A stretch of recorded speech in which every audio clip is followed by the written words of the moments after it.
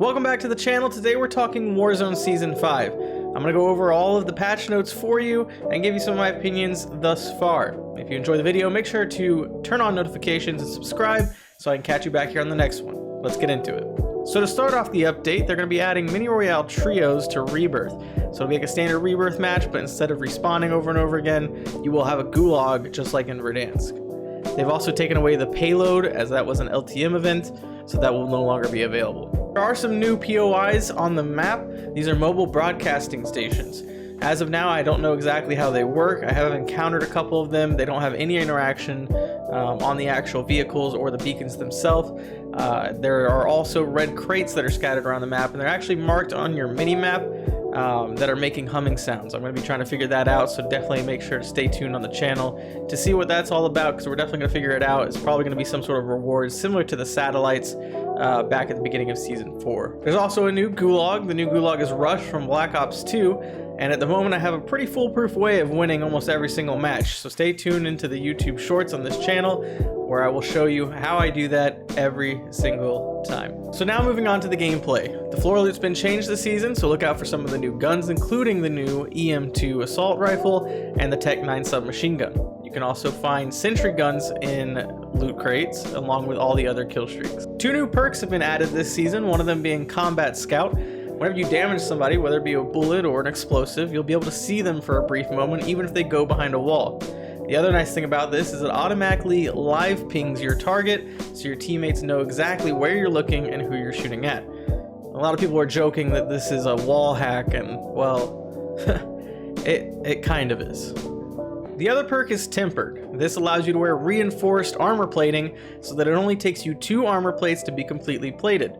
Each plate will negate 75 points of damage, and you can only wear 2 at one time.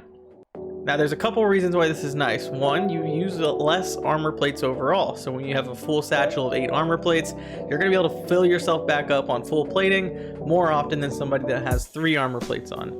The other benefit is that you plate faster, so if you're trying to get in and out of a gunfight very quickly, you can peek around a door, put on your 2 armor plates, and then get right back into a fight. I think it's about 1 second to 2 seconds is what the difference is between the 3 plates and 2 plates, so it could be beneficial to you if you find yourself plating a lot. My biggest concern with this perk is that it does take the ghost or overkill slot. I don't see it being worth it. I mean, even High Alert later this season is set to hear Dead Silence, and I think Dead Silence being as rampant as it is, I would rather have High Alert over this perk. So I don't see myself using this perk too often, but who knows? Things can change. But definitely I think Combat Scout out of the 2 of them is the better perk.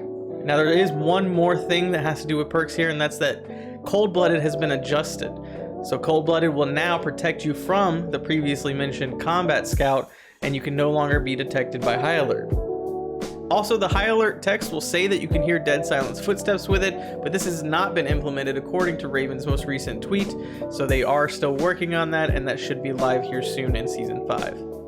2 new weapons were also announced this season. That's the EM2 assault rifle and the Tech 9 submachine gun. The EM2 you can get for free at level 15 of the battle pass, and the Tech 9 you will unlock at level 31 of the battle pass. I think the EM2 is a very solid assault rifle so far after playing with it with the floor loot. I'm very excited to level it up. We'll have a loadout video for that later today. And then the Tech 9 submachine gun is also a pretty solid gun so far from using it, but it definitely needs some more testing before I can say for sure. Hopefully we'll have a loadout for that later today as well. Later in Season 5, you'll be able to unlock the melee cane weapon and a martial handgun, so be looking forward to that later down the road in Season 5. The final thing I want to talk to you about today is weapon tuning. So there's a lot going on here. I'm going to read the talking points. Feel free to pause the video anytime to read the specific changes, but we're going to go ahead and get right into it. New Season 5 weapon tuning includes changes for a selection of assault rifles, SMGs, and dual-wield pistols. Starting with assault rifles, we reduce suppressor attachment bullet velocity penalties for all ARs to better focus on their potential for damage at long ranges. What this means, this is the smallest of all of them, but it has a wide effect to many of the assault rifles, is that you're going to have less of a penalty on damage on all assault rifles, whether you use the suppressor or the agency suppressor attachments. I'm assuming that also means the GRU suppressor. The first gun on our list that's getting some tuning is the XM4. It's getting several new adjustments to assist with its handling. as well as a unique attachment. As one of our more popular weapons, the XM4 sees plenty of usage from experts and less experienced players alike, so we've made changes to specific attachments to appeal to players of all skill levels. Players may want to experiment with the new attachment combinations after this update to find the sweet spot that works for them. Notice they have a specific attachment for the XM4. This replaced the SAS mag clamp with a unique BOPS mini clamp.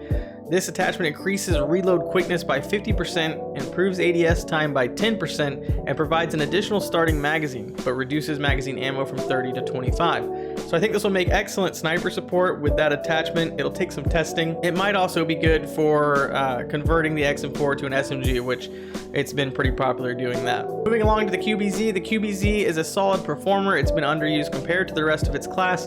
We reduced its recoil to help more players explore this weapon, develop a feel for it, and find success within the game. This one's pretty quick. It was just a reduced vertical recoil by 10%. I personally enjoy the QBZ, and I'm excited to see how it feels with the reduced recoil.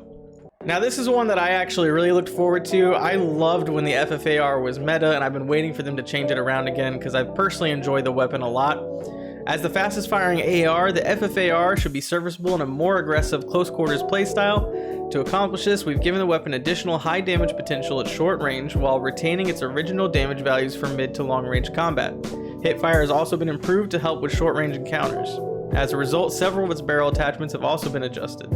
These changes allow a skilled player to leverage the FFAR's shorter range capabilities for a more versatile playstyle. I like this a lot. Gonna have to test it out. I played a few games with it earlier.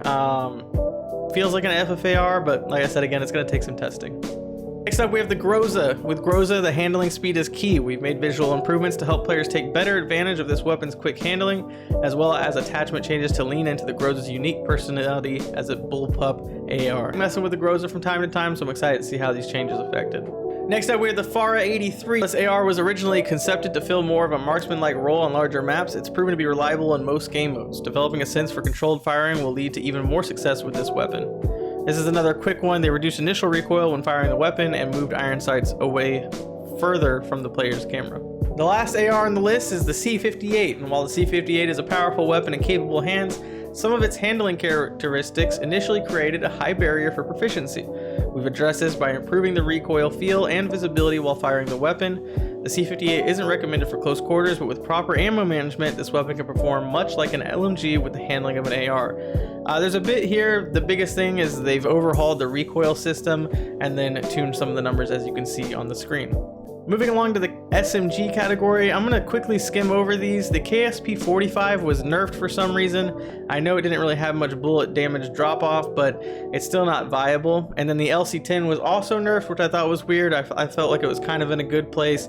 It was a great sniper support SMG, but now they seem to have nerfed it. So we'll see how badly that affects it, but that just wraps up the SMGs for us. And the last thing we want to go over weapon tuning is some of the pistols. With dual wielding pistols, your movement speed will be decreased no matter which dual wielding pistols you're using. And then the AMP-63 will have a maximum mag size of 30, which I personally enjoy because I think the AMP-63 is a great, it's great floor loot. It's a great pistol. Maybe you can put it alongside a sniper. I've had a ton of fun using it lately, and I'm excited that they upped the mag size to that 30. And that'll do it for today's video. Thank you so much for watching. If you enjoyed, make sure to subscribe and turn on notifications, and I hope to catch you back on the next one. Bye.